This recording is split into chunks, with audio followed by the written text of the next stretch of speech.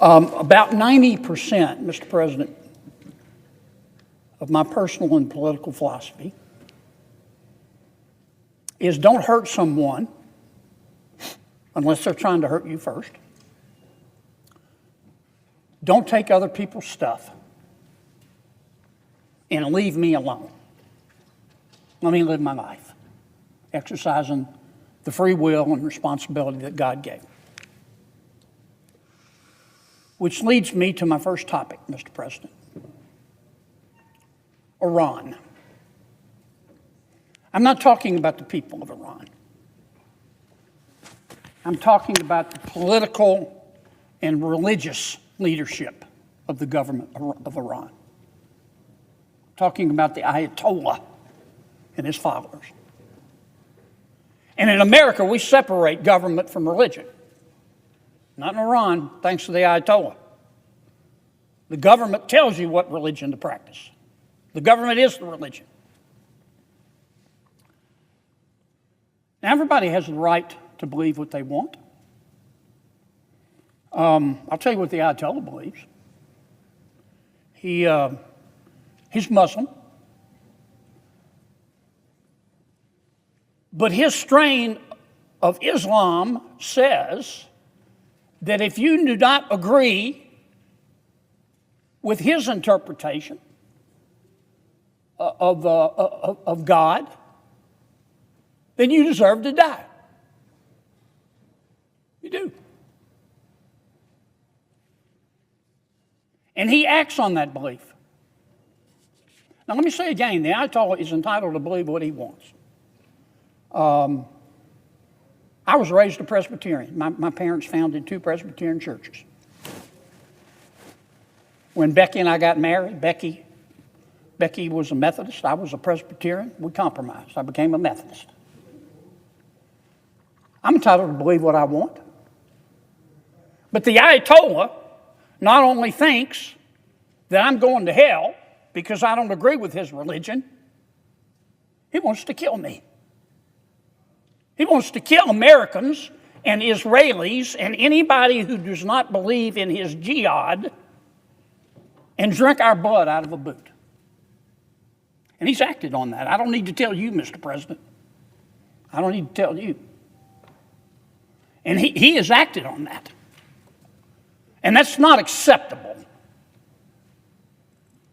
Now, a lot of the people in Iran, the good people in Iran, don't agree with Ayatollah. If they disagree with him too loudly, he just kills them.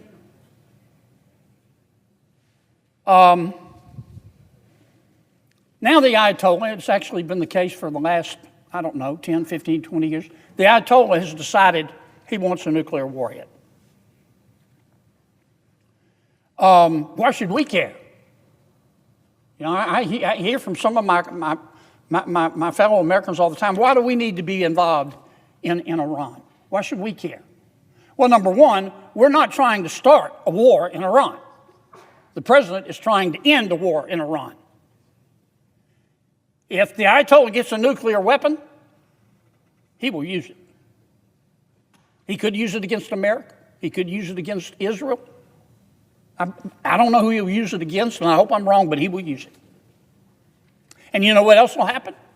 As soon as he gets a nuclear weapon, Saudi Arabia is going to get a nuclear weapon. And the UAE is going to get a nuclear weapon. And Japan's going to get a nuclear weapon.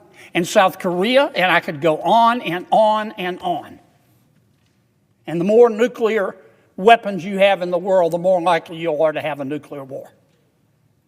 But that's not the only thing the Ayatollah has done since he became the Ayatollah. He exports terrorism.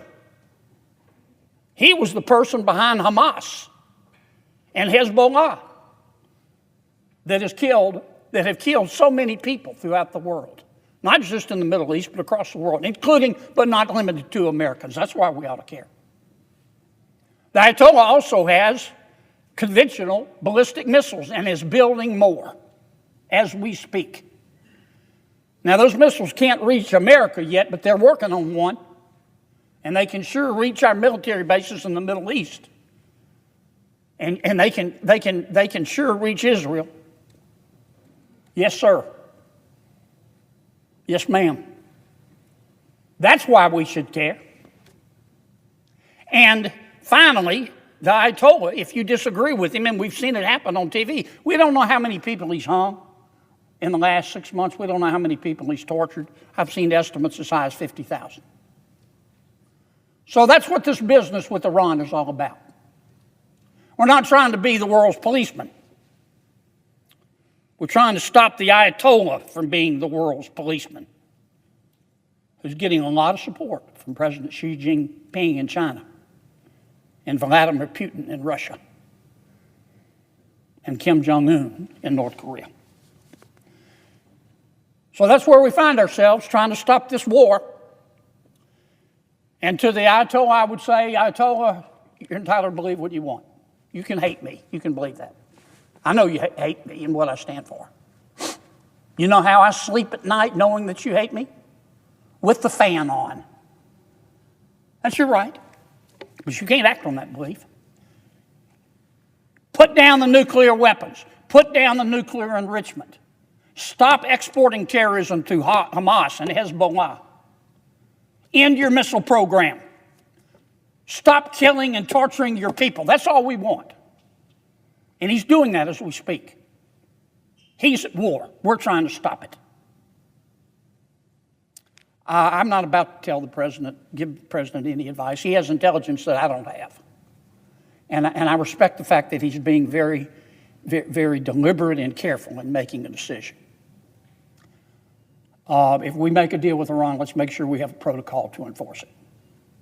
Because my experience in watching the Ayatollah through the years, I wouldn't trust this man if he was 3 days dead. I wouldn't trust him if he was 3 days dead. Anybody whose religion tells them that in order to be saved, they've got to go kill hundreds of millions of people, you can believe it if you want. But as far as I'm concerned, it's time to get a new religion. And that's what we're doing in Iran. Let me say it again. We're not trying to start a war. This war began a long time ago.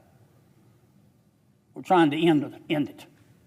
Our president presiding today knows exactly what I talked about.